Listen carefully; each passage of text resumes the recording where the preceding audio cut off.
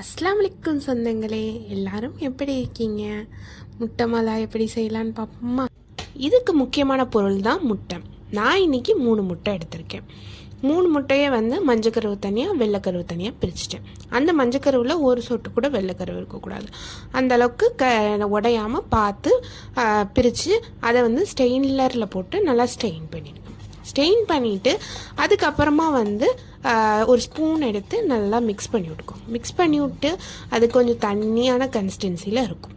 அதை ஒரு இந்த மாதிரி பிளாஸ்டிக் பாட்டிலோ இல்லை இந்த எண்ணெய் ஊற்றுறதுக்கு பாட்டில் இருக்கும், அந்த மாதிரி ஏதாச்சும் ஒரு பழைய பாட்டில், குட்டி ஹோல் உள்ள பாட்டில் எடுத்துக்கோங்க. அதை எடுத்துகிட்டு அதில் இந்த மஞ்சக்கருவை ஊற்றிக்கோங்க. ஊற்றிட்டு அதை உரமாக வச்சுட்டு அப்புறம் ஒரு பேன் எடுத்து அதில் 1/2 கப் சுகர் சேர்த்துட்டு 1 கப் வாட்டர் சேர்த்துக்கோங்க. சேர்த்துட்டு நல்லா மிக்ஸ் பண்ணிவிட்டு அதுக்கு நல்லா கொதிக்கும் போது ஒரு 1 ஸ்பூன் வெள்ளைக்கருவு எடுத்து வச்சுருக்கோமோ அதை சேர்த்துக்கோங்க. சேர்த்துட்டு நல்லா அது கொதிக்கும் போது அதை அப்படியே டிஸ்போஸ் பண்ணிடணும். அது நல்லா கொதிக்கும் போது அப்படியே எடுத்து நீங்கள் அதை தூர ஊற்றிடலாம். அந்த வெள்ளைக்கருவை மட்டும் தனியாக எடுத்து தூர ஊற்றிடணும். ஊற்றிட்டு அதுக்கப்புறமா கொஞ்சம் ஸ்பீடாக வச்சுக்கோங்க. ஸ்பீடாக வச்சுட்டு நல்லா கொதிக்கும் போது இந்த பாட்டிலில் ஊற்றி வச்சுருக்கோம்ல மஞ்சக்கருவை, அது அப்படியே நீங்கள் எந்த ஷேப்னாலும் உங்கள் இஷ்டம், நீங்கள் எப்படி ரவுண்டாக இல்லை க்ராஸாக எப்படினாலும் ஊற்றிட்டு அது ஒரு 20 செகண்ட்ஸ் தான், கரெக்டாக 20 செகண்ட் 10 செகண்ட்ஸில் கலர் மாறும், முட்டை வெந்த மாதிரி தெரியும்.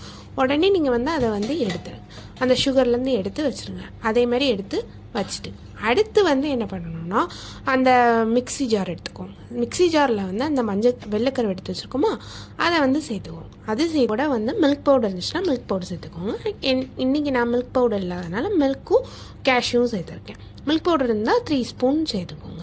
அதுக்கப்புறமா ஏலக்காய் பவுடர் சேர்த்துக்கோங்க. சேர்த்துட்டு அதுக்கப்புறமா அந்த சுகர் சிரப் மிச்சம் இருந்துச்சுன்னா அதையும் சேர்த்துக்கோங்க. மிச்சம் இல்லைன்னா மில்க் மேடு இல்லை கண்டன்ஸ் மில்க் இருக்கும்ல அதையும் சேர்த்துக்கோங்க.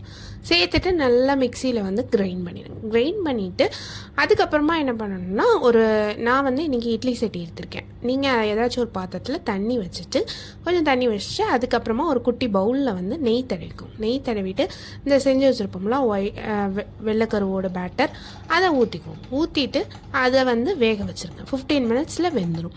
வெந்த உடனே கத்தி வச்சு குத்தி பார்த்தீங்கன்னா ரெடி ஆகிடும். அப்படியே ஸ்கூப் பண்ணி சாப்பிட்டீங்கன்னா அவ்வளோதான், வேறு மாதிரி டேஸ்ட் இருக்கும் சொந்தங்களே. கண்டிப்பாக எல்லாருமே ட்ரை பண்ணுங்கள். வேறு என்ன மாதிரிலாம் ரெசிபி வேணும், வேறு என்ன மாதிரி வீடியோலாம் போடலான்னு கமெண்ட் பண்ணுங்கள். நெக்ஸ்ட் வீடியோவில் பார்ப்போம். தேங்க்ஸ் ஃபார் வாட்சிங்.